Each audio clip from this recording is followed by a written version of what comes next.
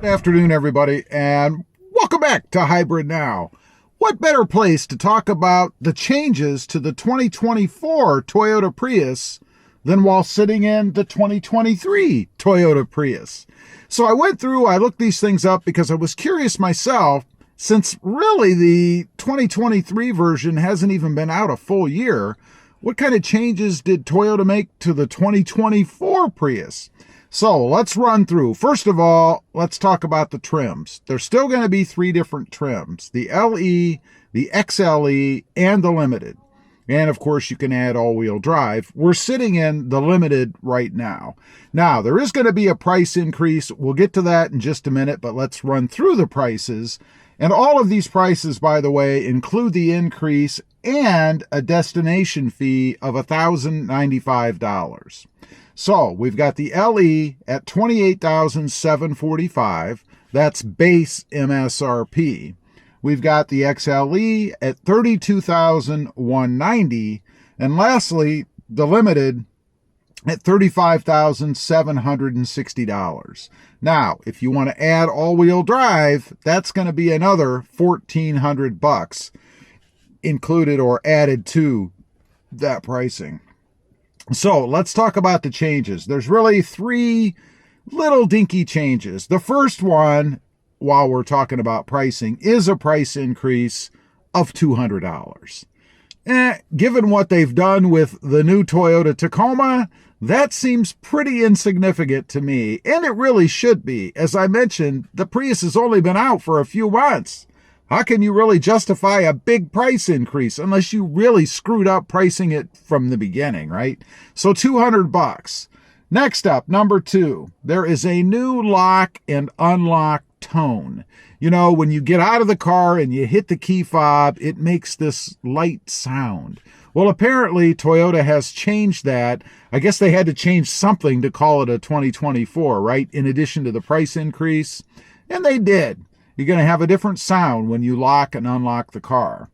Number three, there is new integrated streaming for Apple and Amazon Music through the multimedia system or the infotainment system. Now, I know they already offer a streaming service. Of course, you have to pay for that in the form of a subscription.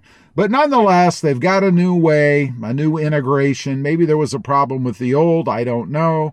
But that's it. Those are the three changes. Really pretty tiny and pretty minor.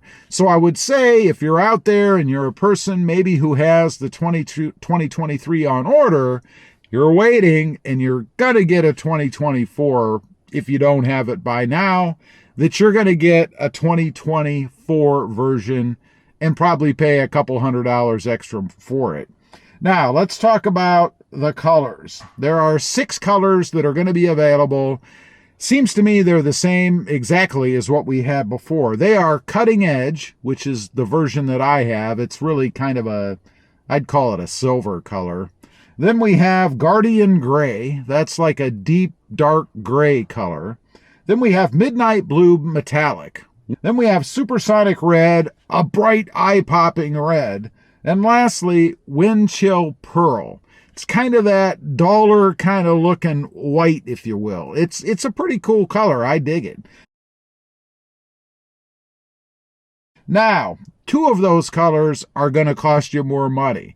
There is an upcharge or an additional fee for them, and that is the Supersonic Red and the Wind Chill. It's going to cost you an extra $495 if you want to have your new Prius dressed in one of those colors.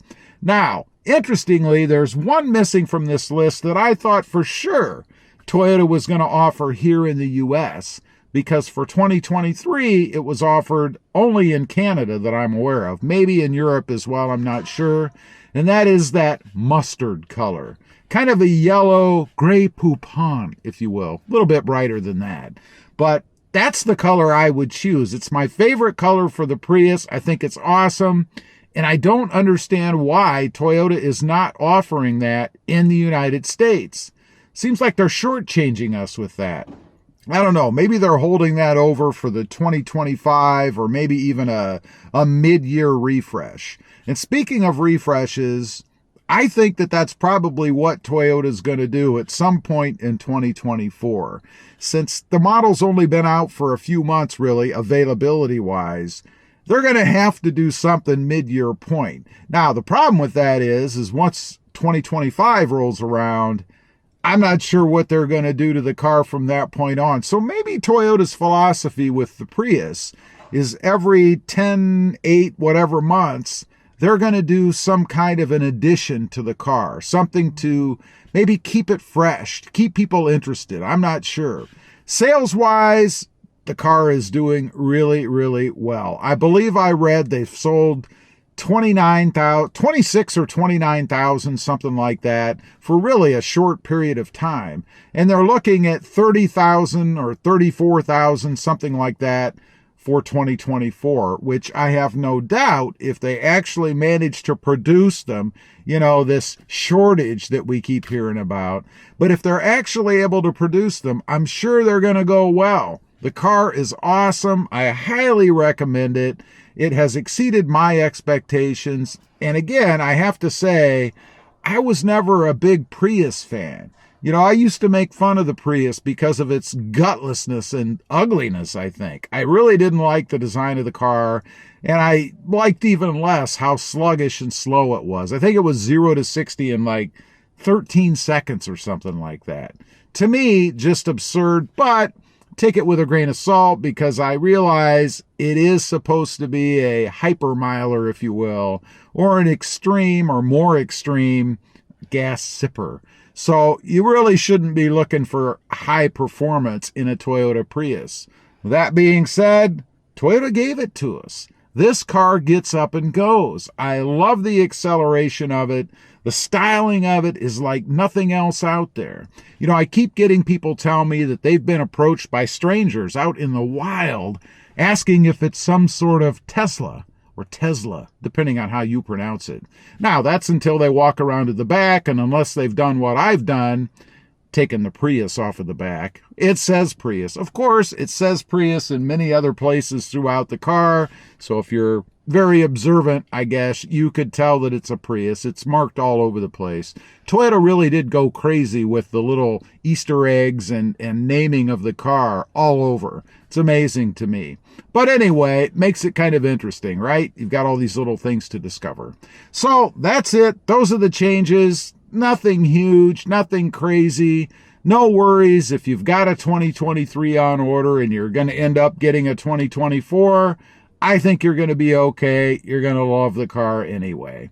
Leave a comment. Let me know. Are you one of those kind of caught in the middle? You've got a 2023 on order and you're wondering if it's going to be a 2024? Leave a comment. Let me know. I'd be curious. Thanks for watching. Stay safe out there.